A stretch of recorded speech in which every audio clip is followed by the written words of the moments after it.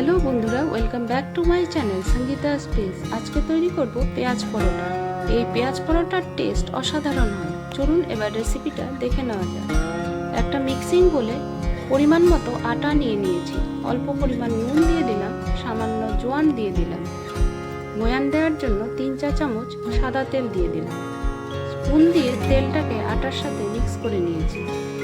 তারপর হাতের সাহায্যে আটাটাকে খুব ভালো করে ময়ান দিয়ে নিয়েছি। এখন অল্প অল্প ঠান্ডা জল যোগ করে দিয়ে একটা সফট ডো তৈরি করে নিয়েছি।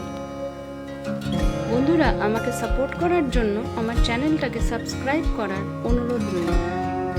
তারপর ডোটাকে ঢাকা দিয়ে 10 মিনিটের জন্য রেখে দিয়েছি। এখন একটা প্লেটে দুটো বড় সাইজের পেঁয়াজ স্লাইস করে নিয়েছি।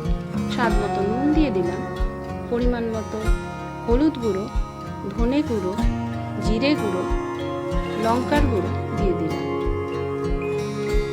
1 চা চামচ বেসন যোগ করলাম, কিছু লঙ্কা কুচি দিয়ে দিলাম। এবার হাতের সাহায্যে মিশ্রণটাকে খুব ভালো করে মাখিয়ে নিয়েছি।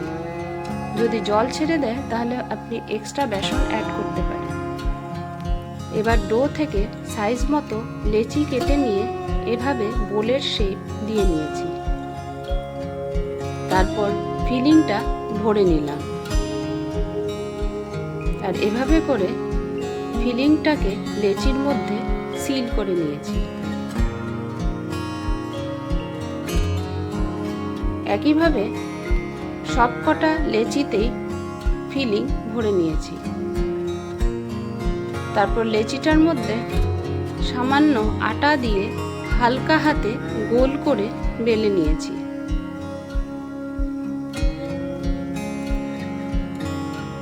একইভাবে সবকটা পরোটাই তৈরি করে নিয়েছি।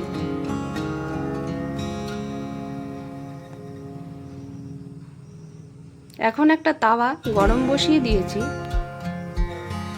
তারপর এক একটা পরোটা প্রথমে হালকা করে সেঁকে নিয়েছি।